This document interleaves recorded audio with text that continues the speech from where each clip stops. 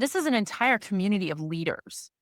And this situation in particular, when you're talking about authority coming from the federal government, that's not power in your backyard. That's power someplace else. And we're not used to not being able to sort of call somebody or talk to somebody in the grocery store about making a change. And so I think that's one of the things that people are feeling like I need to be doing something, taking care of my neighbors, but also like, how are we engaging in the conversation and in sort of self-government? This is unusual for Minnesotans not to be able to do that as much as we normally do.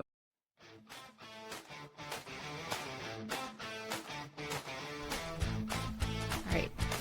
I'm Laura Forcum, president of the Independence Center and a former marketing professor. I'm Lauren Hall, professor of political science and author of the Substack, The Radical Moderate's Guide to Life. This is We Made This Political, a podcast about making politics more about flourishing and less about power. We talk about living together in families, communities, and as citizens, drawing from our backgrounds in psychology and political science, and as parents.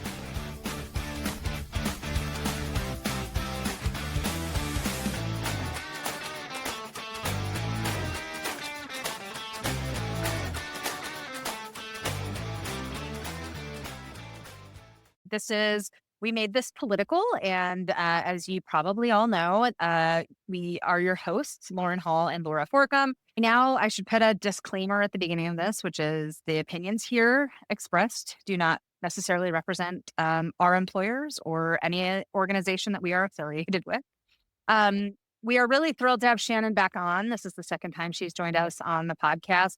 And we're also thrilled to be able to talk a little bit to someone in Minnesota about who's doing really amazing work in Minnesota about what it's like right now, given the political climate. So Laura will kick us off with a bio, and then we're going to jump right in. Shannon, thanks for being here. Absolutely. Yeah, thank you. Thank you so much, Shannon. So Shannon Watson is a Minnesota-based civic leader focused on reducing polarization and strengthening constructive political participation.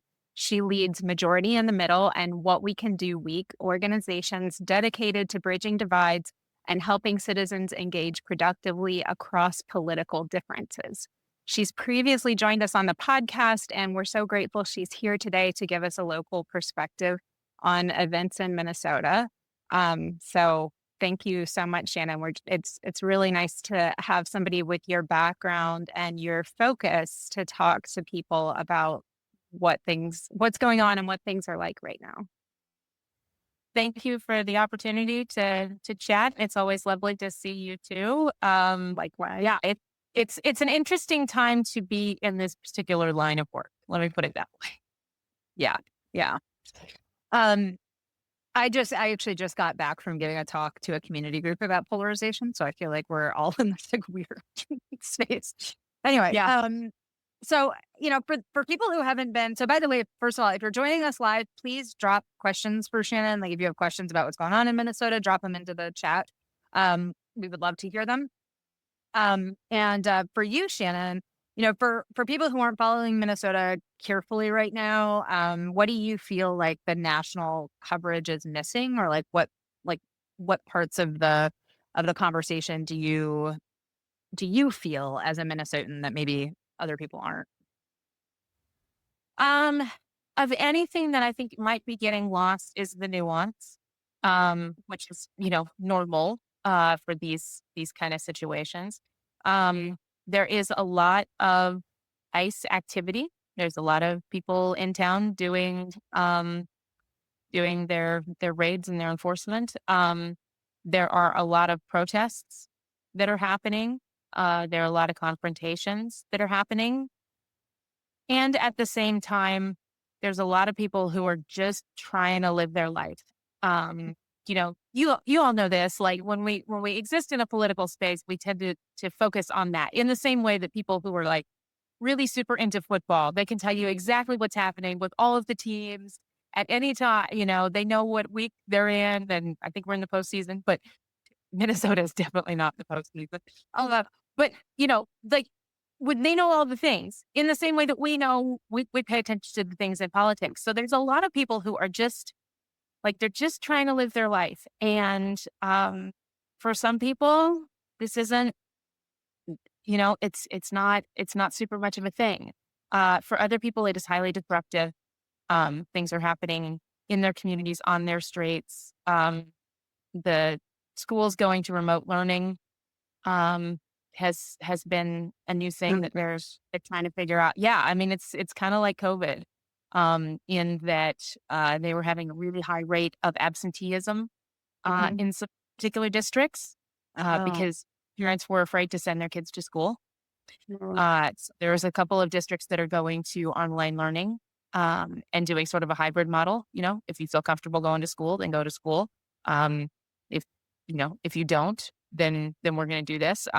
For teachers, I imagine that is probably the worst case scenario. It's Uh, terrifying. Yeah. before- Y'all know. Um, and for students, it's not great. But at the same time, if people are really nervous about leaving their houses, that's the situation. I just think my read of the social media conversation about Minnesota, it strikes me as like one of these unnatural binaries that Lauren writes so much about, right? Where it's either that like Minnesota is war torn and needs the help of the federal government to function, or it's like this noble resistance where everybody's fighting back, and like, or everything's perfectly fine there, right? And I feel like it's really important to capture the nuance, like you said, of what it's actually like for people trying to go to school, send their kid to school so they can go to work.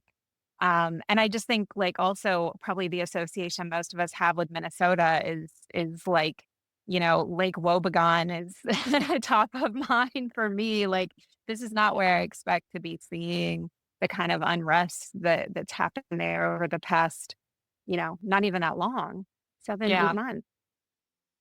And it's interesting. One of the reasons that I love living in Minnesota, and I'm a Minnesotan by choice, one of the reasons I love Mhm, living here, because of the really high level of civic engagement. mhm, So Minnesotans are usually number one or number two in voter turnout. We have enormously high rates of volunteerism and philanthropy, and just being sort of community engaged. Um, People generally know who their elected officials are. Um, and I think that's one of the things that is something that a lot of people are struggling with because we are very used to being very close to positions of power. If you're not, mhm, sort of in one, we're also a headquarters economy. We've got 17 or 18 Fortune 500 companies who are based here. So like this is an entire community of leaders. And this situation in particular, when you're talking about authority coming from the federal government, that's that's that's not that's not power in your backyard. That's power someplace else. And we're not used to mhm, not being able to sort of call somebody or talk to somebody in the grocery store about making a change. And so I think that's one of the things that people are feeling like I need to be doing something, taking care of my neighbors, but also like how are we engaging in the conversation and in sort of self-government. mhm, Um, this is unusual for Minnesotans not to be able to do that as much as we normally do. mhm, How would you like? I mean, I'm sure that this is polarized, just like all of American life is kind of polarized right now. But what emotions are kind of more like most present right now? I assume there's fear. I assume there's anger, exhaustion. Resolve. Like how are you and so I guess there's kind of two questions. I think because you do so much civic engagement work, the question of like, how are you and other sort of civic leaders thinking about this and how are you feeling about it? But then also like, what do you feel from that other group that are just trying to live their lives? And I mean, you're also trying to live your life, but like the other group mhm. that's not like hyper tuned into politics constantly. Like, how do you feel about that? What kinds of emotions do you hear coming from them too? Yeah. Well, if you can think of an emotion, we're probably experiencing it. Yeah. This is one of those situations where a lot of things are true at the same time. I I compartmentalize pretty well, so I'm pretty good at absorbing some of those things, trying to stay on the positive side and, laughing so you don't cry, those kind of things. Um, but it's just such the thing, like, we live in unprecedented times. I am ready to live in precedented times. I don't yeah, like, if we could have a boring year, that would be outstanding. Uh, so I think that's part of the challenge is that nobody's really faced this kind of situation. I mean, since the civil unrest after George Floyd was killed was also here. Hmm. Um, I will say the city of Minneapolis and the governor's office are far more coordinated when it comes to response to things than they were. And in their defense, in 2020, nobody had faced that situation either. So they had to learn, and they have learned from it. So that's helpful. But I think that it's just a weird situation. It's so strange. Like, nobody's really had to deal with, like, what does it mean for our state and federal and local governments to be so not on the same page? Hmm. Um, yeah, I'm primarily trying to figure like who has influence and where can we pull those levers? And there's a lot of things that are sort of being done, out in front. Um, I think of this situation where individual conversations and sort of behind the scenes work is important. It's this.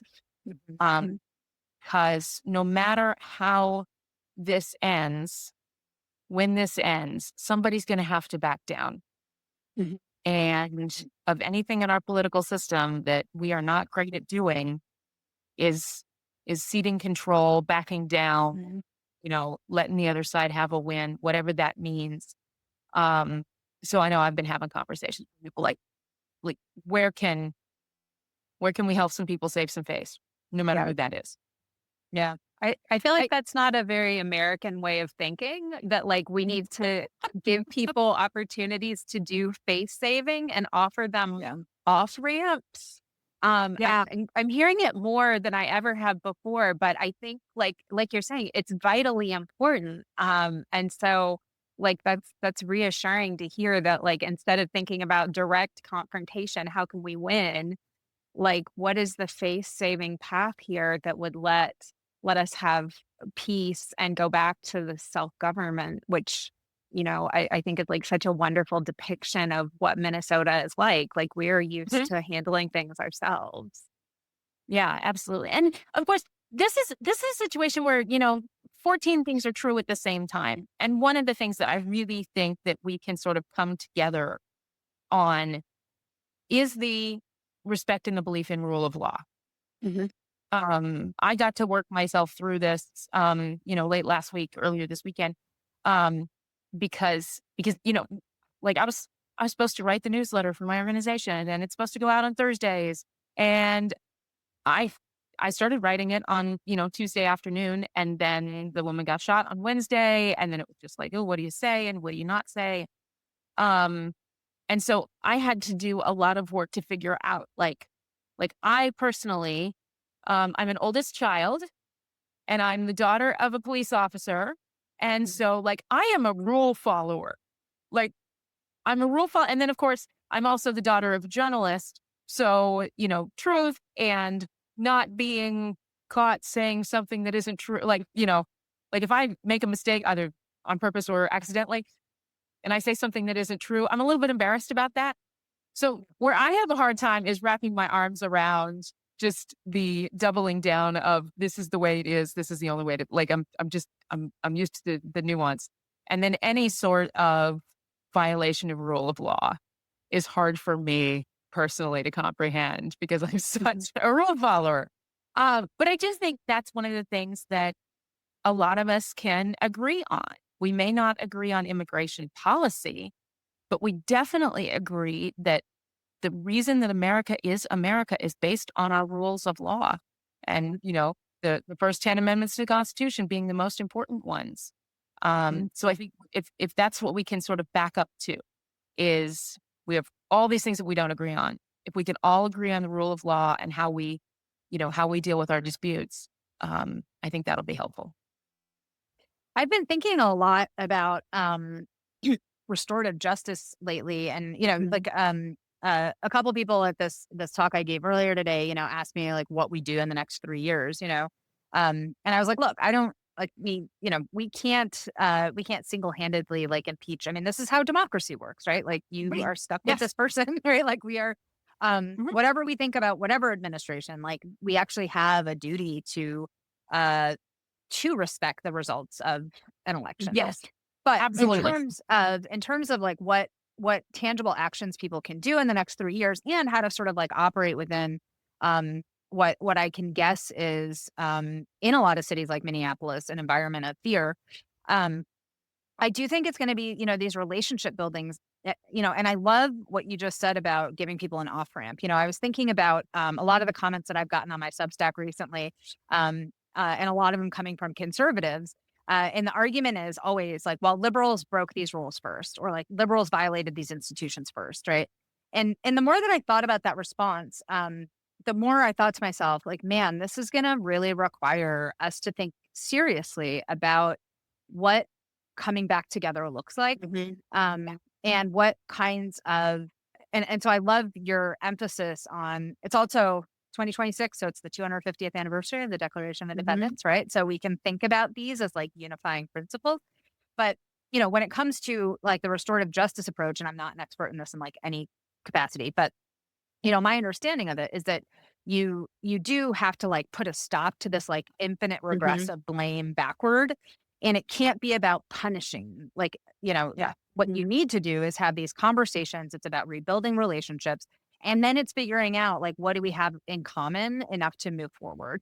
And so I'm starting to feel like semi hopeful that we could be doing some of this relationship building and like that relationship building groundwork over the next 3 years so that we're ready for whatever happens next. I really feel like there is so much, I think there's a longing for relationship building, like among the average citizenry. And it's, so that gives me hope, but it is so hard to get your head out of the national, the national conversation. And especially when the national conversation is banging on your door the way that it is for you guys right now.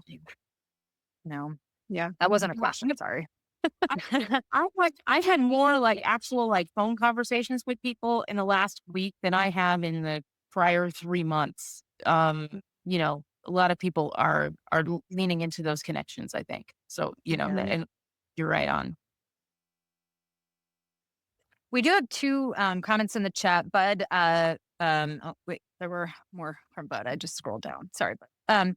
Bud grew up in Minnesota, and he says it's heartbreaking. Sorry, Bud, I assumed your pronouns. It's heartbreaking to see what's happening.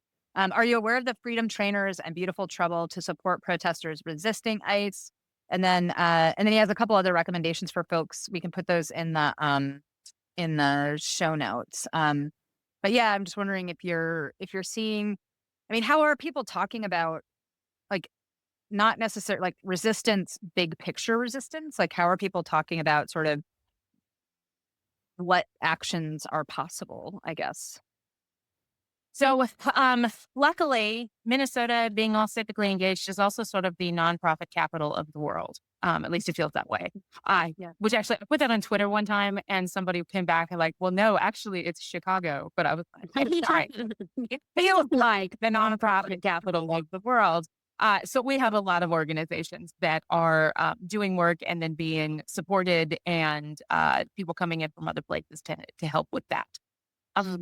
The thing I would say about resistance and protest and all of those things is that just like we want federal immigration officials to follow the law and do what's right, and protect people's rights, protesters need to do that too. And so leaning into what is legal and what is peaceful protest, and then what is not. I give our Department of Public Safety commissioner a lot of credit because he came out very quickly with a list of, peacefully protesting, being around, recording people on your phone. Those are not, Those are not problems. Um, but throwing things at officers, um, impeding their vehicles, um, and then a whole host of other, spray paint and violence and other things. Those aren't part of peaceful protest that are protected, and part of turning down the temperature and keeping things from escalating. Like, there's responsibility for that on both sides. There was responsibility from federal officials to do their jobs the way they are constitutionally supposed to do them. And then there's also the responsibility of citizens who um, do want to have their First Amendment rights protected and be able to protest and do it. And yes, but when you cross the line into things that are not peaceful protests, things that legally count as obstruction, then you put yourself at risk, you put others at risk, and in my mind, like, you sort of see the moral high ground, and that's as much of a part of the problem. Um, and then the governor has been reminding people that a chaotic environment is what will cause this to escalate. So do not take the bait. Um, be peaceful. Don't shoot fireworks at people, stuff like that. That being said, I can understand how people are frustrated and angry and fearful.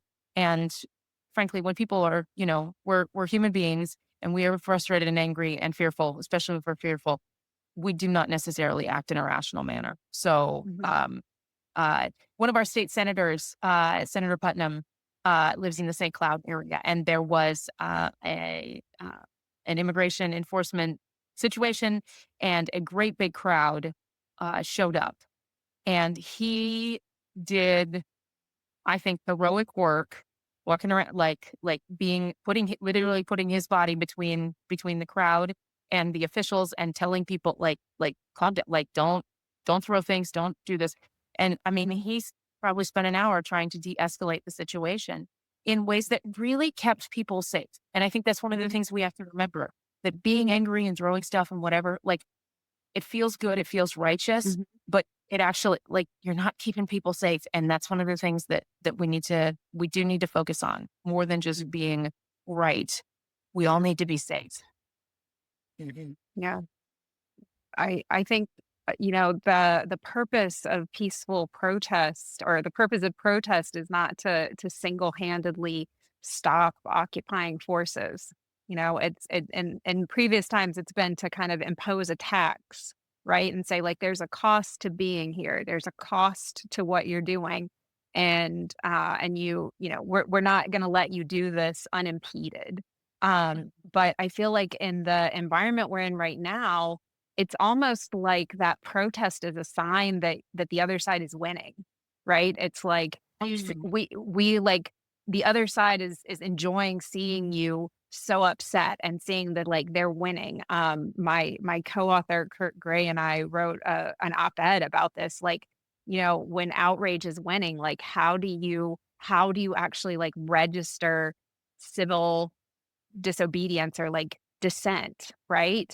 And I think that's what makes it really hard, is when you know that, like, you can't stop this federal intervention that is unwanted by, I think, at least some proportion of Minnesotan residents.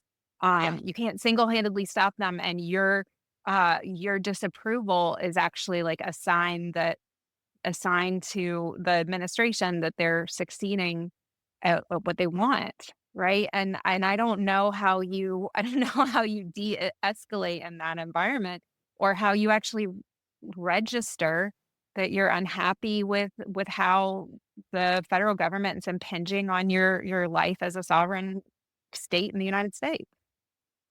Yeah, it's complicated, which is true. I mean, 250 years, it has always been complicated. The great American experiment, and seeing if we can live up to these strange and wonderful ideals of self-governance when some of us can't put our cart away in the parking lot. You're right. A friend of mine said, he was telling me about, either there was a study or something, and it was an indication that whether people were ready for self-governance or not. And one of them was, do you put your shopping cart in the shopping cart corral, or do you just leave it sort of in the parking I lot? love that. Which I will say, I generally put my cart in the cart corral, but now I push it all the way to the front. I don't put it at the end. I push it all the way to the front because I want to demonstrate that I can self-govern. Yeah. And Aldi has it figured out with the quarters. Like you got to create the incentives, right? Like that's the. That's Very Bud, good. Bud did have a quite. So I think this is like a critical kind of question that I'm going to spin a little bit. So Bud says like the administration is intentionally demonizing protesters and activists.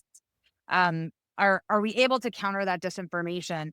And I guess one question I have is, and I will say that this is what really, really worries me as a political scientist, is looking at sort of the failure of a variety of institutions. I mean, if you told me that like, Republicans would be okay with the federal government basically invading states, I mean, like I would have been like, that's crazy, right? They like, they believe in federalism. But the other piece of this, of course, is rule of law. And do you I have not kept up with it today. What do you know what the status is of like whether the incident's going to be investigated? How like I know the FBI at one point was actually obstructing the investigation by state officials. Do you know what the status of the state investigation of the Renee Good incident is? Like, is it moving forward? Is it possible to move it forward? I do not. I do know that it was going to be partnered. The Bureau of Criminal Apprehension and the FBI were going to partner on the investigation, as they have many, many other times. And then the FBI has sort of shut the BCA out of that. I haven't heard anything else. I do know that the Hennepin County Attorney for this area and the State Attorney General are also trying to do sort of a parallel investigation.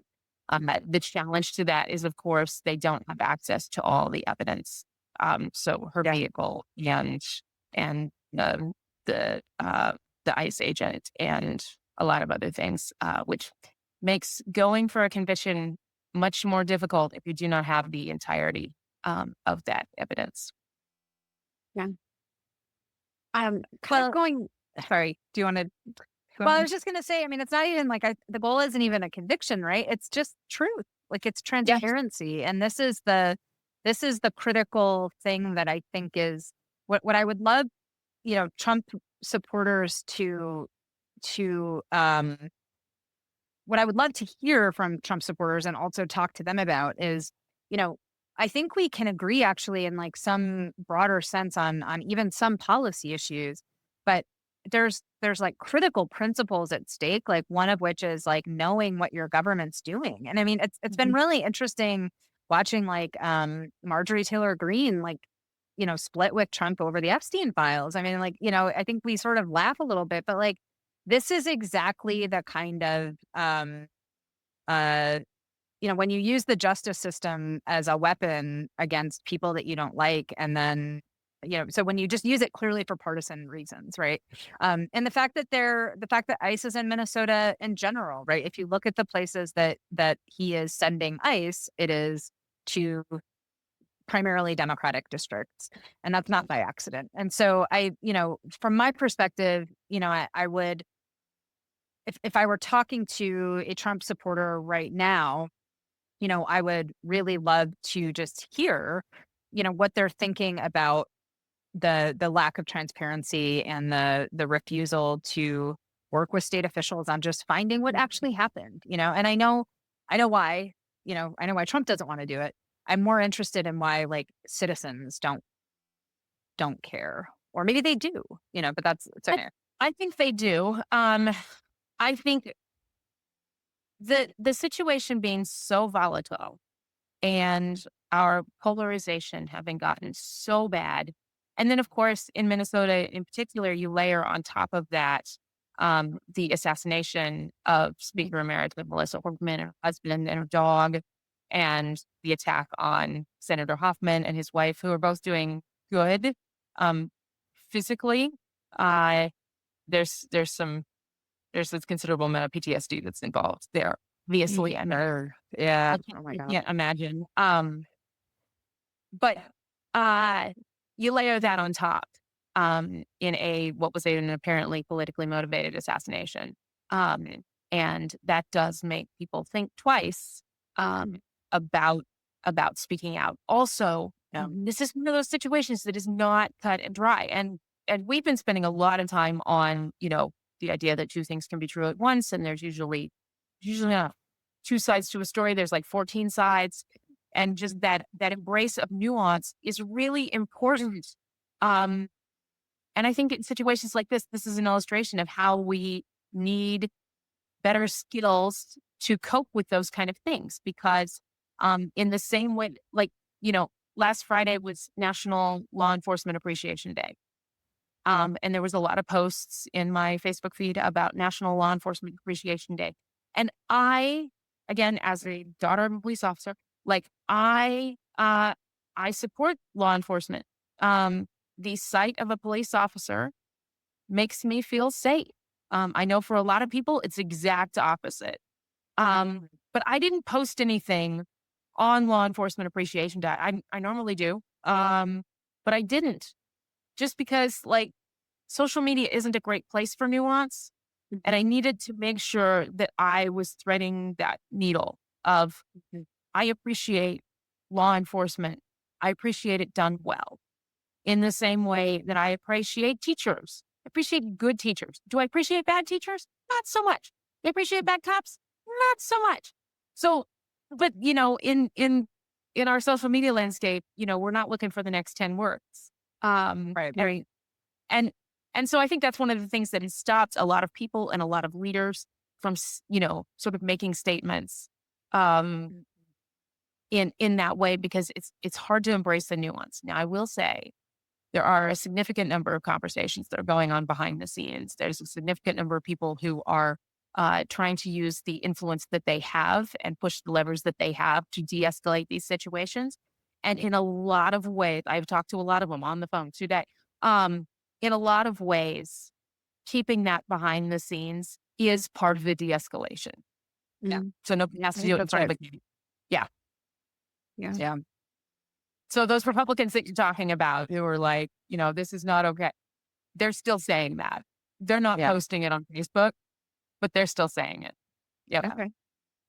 So that's really heartening. And the other thing that I come back to it, and I know I've been vocal about, and I guess I'm trying to, I actually like drafted a Substack this weekend. And then I just sat on it. I was like, I don't know if I need to add my voice to this, but I also don't know if I have the relevant information, so I just waited.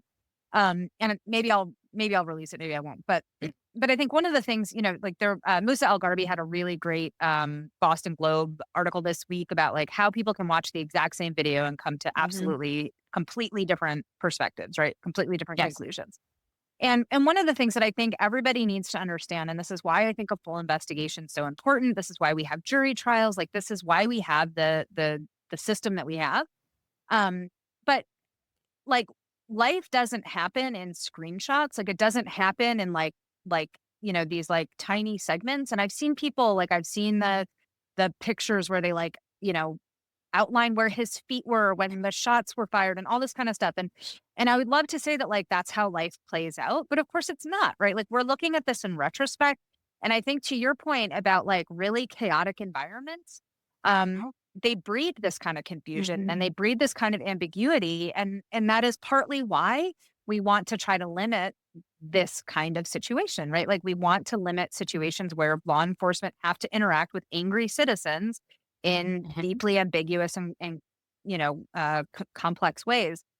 And so, if there's anyone that I'm blaming in this situation, it's definitely the administration, who I think we know for sure, right, is sending ICE into democratic cities to piss people off. Like that, I think that is clear. But in terms of what specific ICE agents, what kinds of responsibilities they have, I think that's a totally different question. And so, I've been just trying to think to myself, how do we think about transparency and accountability, given the situation that we have? And I absolutely think that you're right, that adjudicating this stuff on social media or whatever, I mean, we're obviously talking about it right now, but I think those private conversations where people can be nuanced and not worry that their quotes are going to get taken out of context or that someone's going to screenshot them and send it to X or whatever. Like, I think that's where you're going to actually get real movement. So it is hopeful to me that you're seeing that. Yeah, absolutely. And I do think uh when Renee Good was shot, even before we knew her name, there were some people who did well, and there were some people who didn't do so well in responding to that. The people who, you know, had decried the motive and somebody's innocence and somebody's guilt beforehand, not helpful. Yeah. I will say, like, there again, our commissioner of public safety, he came out in a press conference and said, I don't know I'm not making any judgments. Other people standing up there pretty obviously had, but he said, I'm waiting for the investigation, and that is the mark of somebody who's done this more than once. And so I think that is the thing is we all, and again, it's because we're human, we jump to conclusions. We tell ourselves a story in our head. We do all those things. But we do have to make space and give time for all the evidence. And then I think the other thing that we don't do well that we need to do better is I got new information and I was wrong. Yes. Yeah. Yeah. Lauren, you actually do that very well. So, like, Thank you. but I was wrong about Trump. I was like, yeah, it needs to tick, tick, tick, tick. Yeah. Yeah. Like, I mean, one of the things that this makes me think is that, of course, at one level, you have what is a tragedy, right? Like for Renee Good, and also for the officer who shot her. Like that is life altering for both of those people and the people around them without question. But then if you kind of zoom out to a much higher level, when I see this, like one way I think it's really important to think about this is when you're talking about using government to enforce laws, some percentage of the time we can expect that it will become lethal, in circumstances that are outside any individual's control. And the question I want us all to ask ourselves way more often is this a law that I would like enforced lethally? Right? Is this is overstaying a visa something that needs to be enforced with lethal force? And what exactly are the laws that are so important that I'm okay with the idea of somebody dying in the line of enforcing that law on either side, right? Like police officers, law enforcement, and citizens. And I worry a lot that there's a group of Americans in favor of a legal paradigm or a legal environment where lethal force is used for enforcing their projects, pet issues, but it's not representative of how most people feel. So, not a question, just that's my soapbox. Yeah. I like it. Yeah, and you're right because there is a trade-off. There is, how many resources, how much, time and energy and all of these things are we expending? And I do think there have been some conversations here about, like, okay, ICE is here to capture people who have had, really severe Right. breakings of law. Right. I'm pretty sure, I don't want to speak for him. Our police chief here in Minneapolis has been doing a great job threading the needle and trying to keep people, calm and safe and all of those things. I'm pretty sure he would be willing to help find those people if ICE would let him know. There is, of course, that the local law enforcement piece is also an extreme challenge.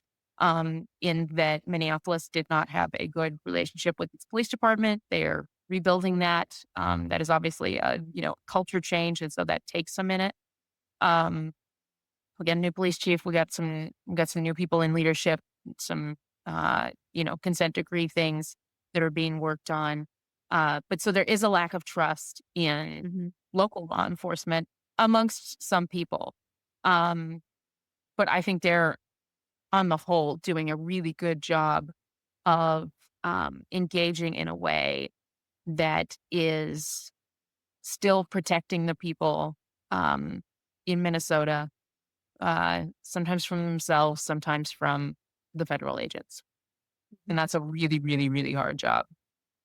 And I think too, like you said, the word trust, I feel like I would just love to like underscore this idea that like the breakdown of trust is what makes things become unpredictable, right? And in some Yeah. cases violent really rapidly. And building that back, it takes so much longer to restore it than it does to tear it down. You know, it's destroyed in an instant. The rebuilding takes months and years, and it takes a deliberate effort, which kind of gets us back to this reconciliation point. So I was wondering, I know, so I want to like make sure that we talk a little bit about the organizations you lead. And I know What We Can Do Wake came about in response to the murder of Melissa Hortman and the shooting of John Hoffman. Yep. So can you is the aim of that to be restorative? And could you tell us more about like what that organization does, and is it oriented to rebuilding trust?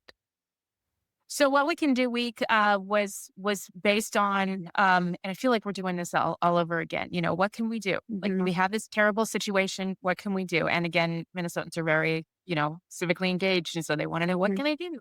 Um and so that was to place some emphasis on coming together, finding the things that we agree on. We have this thing called the Civic Pledge for a Stronger Minnesota, which we have replicated for people in other states. Um, yes. Um, and, um, and it was a very like a significant lowering sort of the bare minimum that we can all agree on. We disagree with political violence. We take a stand against the rhetoric that incites political violence. Mhm. We search for common ground. We do the hard work of finding commonalities, and we engage peacefully with our neighbors to the point that a lot of people look at it and go, well, duh. I mean, of, of course we do. Like that's not whatever. And so the point was to remind everybody that we do have that commonality, no matter different party affiliations or religions or how you feel about a particular issue. Like that is something that we should all be able to agree on. And it was funny. There's a significant number of pledge that you sign and whatever. Um, I've worked in politics for now going on 30 years. This is the first time I have ever advocated anybody signing a pledge. Um, because most political pledges are either gotchas or Mhm. they are asking people to commit to something before you have the entirety of information and not be able to sort of change your mind. Um, and we very deliberately wrote this one to be not that. Um, there is some psychology behind signing your name to something and your personal commitment to it. So this isn't necessarily gotcha. It's not like we're trolling people's social media to see if they're walking the walk. That's not what it's about. But it's about finding that commonality and saying, "Yep, this is our standard." And then it was also a platform to be able to elevate some other work that's going on in this space and have some learning. Um, we had initially wanted it to just be, it was actually like 2 weeks, but we called it a week. Um, and then we got to the end of that 2 weeks, and obviously we still have more work to do. So we've kept it going. That is a brand that's led by majority in the middle. But it is definitely a partnership. And we have a lot of different organizations from chambers of commerce to the mediation center to other, good democracy organizations, Civic Bridgers, Citizens League, Braver Angels, a lot of those doing that in partnership because we also thought that was a pretty good um, opportunity to work together and what I call aligning our snow plows so that we can all, car thing. Um, so there's that, and the majority in the middle, we basically work to equip people for peaceful and productive civil and political engagement. That shows up several different ways. We do a lot of work at the legislature, some of it behind the scenes, and then some of it with our state of bipartisanship report that looks at bill authorship and how many people are working across the aisle on the bills. It's more than you'd think based on the headlines and the outcomes of omnibus bills. Minnesota legislature really likes omnibus bills, which I'll say, man, if there's ever a hill I'm going to die on, it's going to be omnibus bills. Uh, but because one of the reasons, like, yeah, it's a really efficient way to get a bunch of stuff done at one time. And I try to say, and it also hides the places where we agree. And I think that that's a challenge in the messaging of what is constructive political conduct. It's not everybody's fighting all the time. There's a lot of things that people do agree on, but it gets hidden. So we work on that. We do some work with local governments. What else do we do? I don't know. We're kind of in the political violence space, whether we want to be or not. Yeah. Gallows humor in Minnesota. Right. Yeah. Right. I gotta laugh so I don't cry. Yeah. Well, one of our questions was, sort of what caught Minnesotans off guard that other states can kind of prepare for, or like how would you think about preparing other states? But one thing I love is that idea of having a pledge ready. Like what are like the minimum acceptable shared values that we can, and I think like nonviolence is a critical one. And one of the things that, Laura and I talk a lot about tribalism, and one of the things that's so tough about tribalism is that we're perfectly willing to make exceptions for our quote unquote team that we wouldn't make for the other. But one of the things that I really love about the pledge idea that you laid out is that it gives us a chance to hold our side accountable first. Like, the idea of, hey, we're signing this as a community group, as individuals, as, like whatever specific cluster, however that's working. But either way, it allows you to hold yourself accountable before you start pointing fingers. Are there other things like that you think would be helpful for states as they prepare for?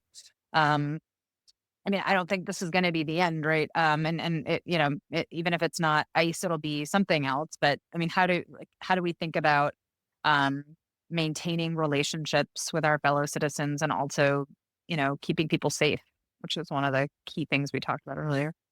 That's a great question. I do think the relationships are really important, especially sort of cross-jurisdictional relationships. And so, like, if you are in a position of power, if you are a community leader, if you, okay, so let's just say you're a community leader, but you don't have like a specific title.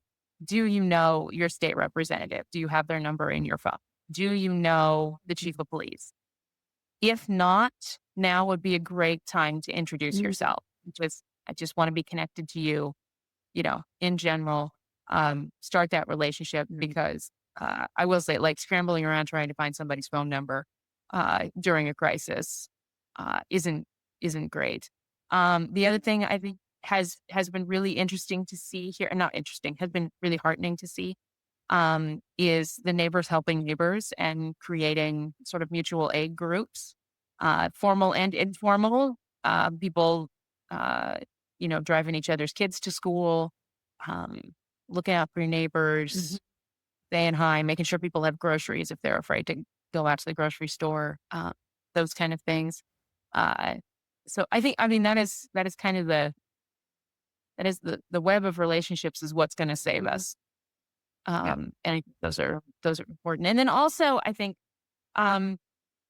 giving people the thing that the tribalism means that we don't do is we don't give people the benefit of the doubt. And we're very unlikely if somebody does sort of step out of their tribe and, extends a hand across the aisle or whatever, that hand is almost never clasped. It's usually swatted. Yeah. Or like, oh, well, yeah, you say this now, but why didn't you say this a week ago? We need, when people say things now, to just be okay. Thank you is really all you need to say. And then supporting that.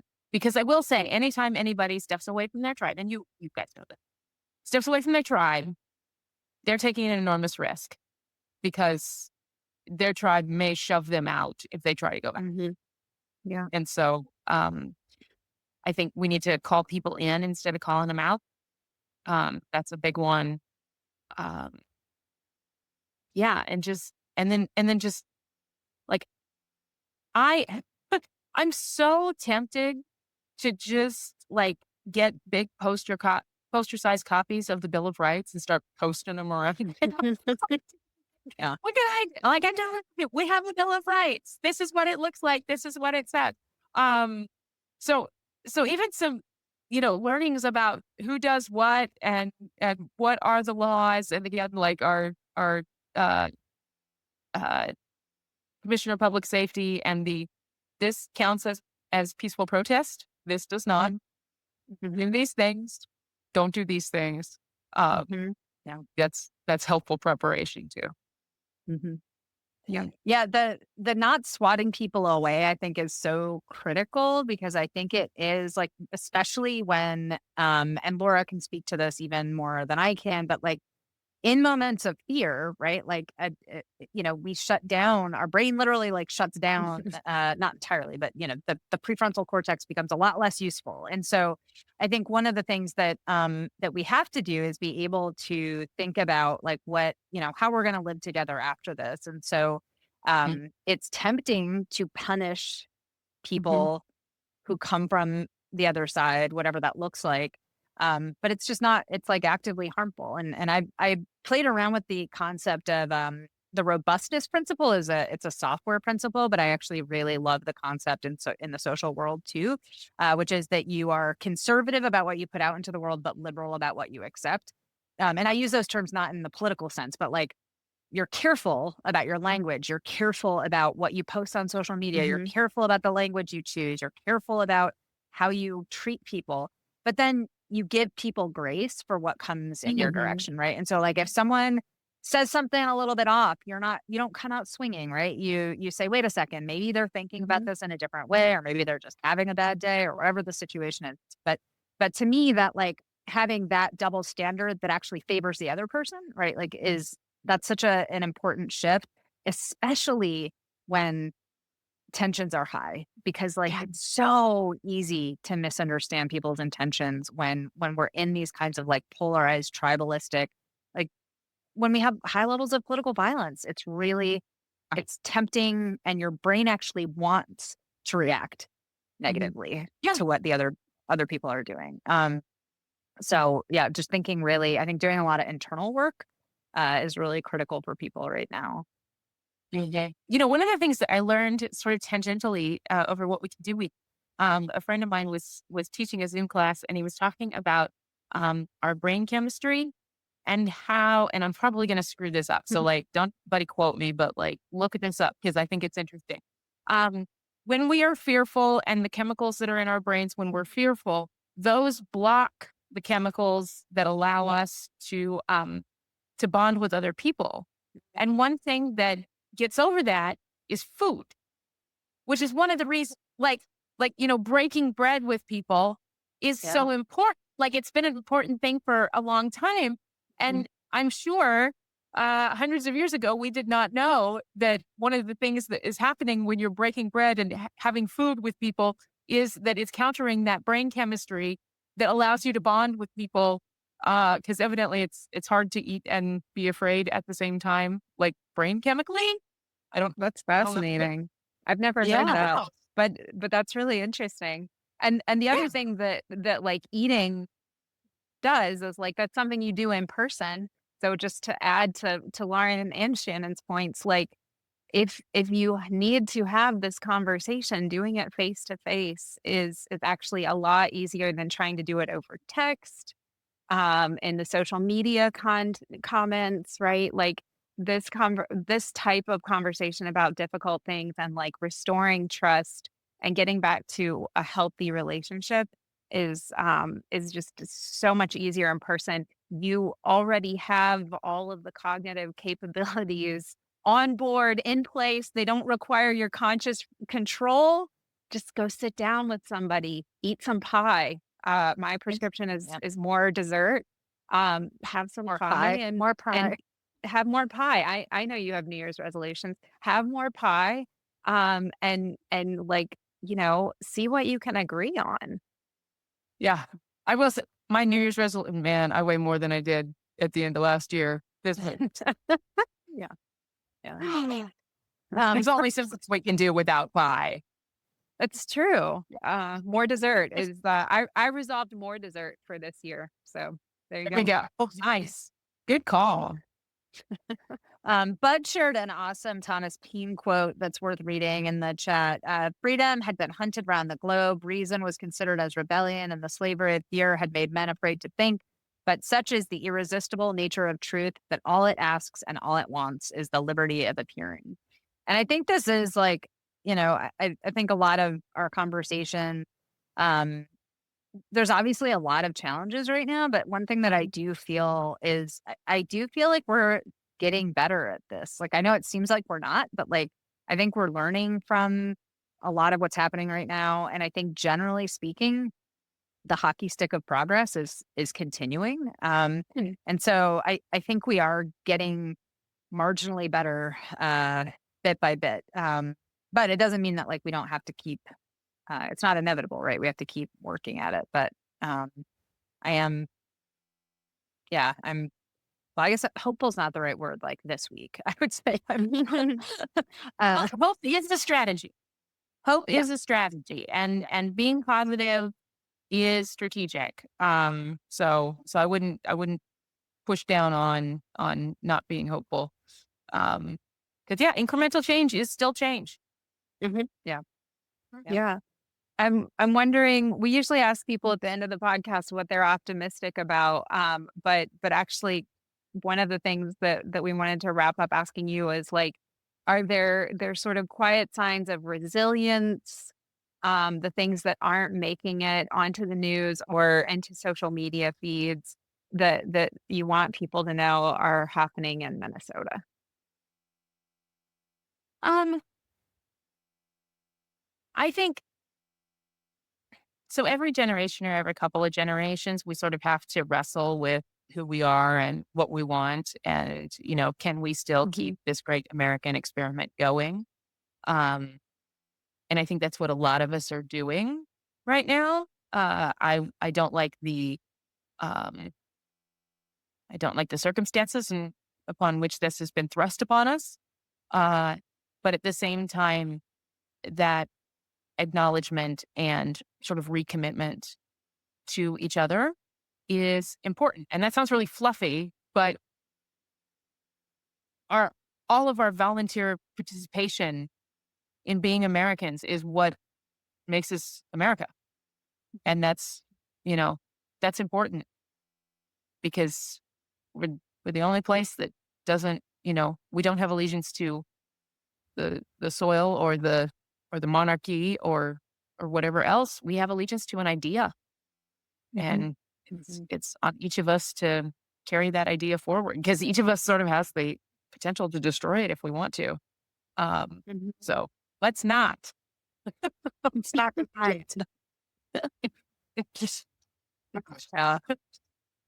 Well, I know Laura and I both really, really appreciate you taking the time out of what I'm sure is just like a totally chaotic week to come and answer our questions and engage with our viewers and we'll have the edited version of this up next week and we'll anything you want to drop for us we'll put in the show notes, but we'll drop all of the different organizations that you're working with. And I just want to say thank you so much for the work that you're doing. I think this is exactly the kind of work that we need. And we need more people doing it. awesome. Thank you so much. I appreciate it. And it's always lovely to see you. So, yeah. Yeah, you too. Thank you, Shannon. Yeah, Absolutely. thanks Thank you to everyone. everybody who's watching and doing comments. Yep. Yeah. All right. Thanks everyone. Have a wonderful rest of your week. And we'll be back next week. And stay safe out there, everybody. And go build your network. Build that web. You've been listening to We Made This Political with Laura Forcum and Lauren Hall. You can find us on Substack, Instagram, or LinkedIn. The podcast Substack is We Made This Political. Laura's Substack is How to Human, and Lauren's Substack is The Radical Moderate's Guide to Life. Subscribe and share if you like what you hear, and please also rate and review on your favorite podcast platform. That really, really helps other people find our work and means a lot to us too. Thanks for listening.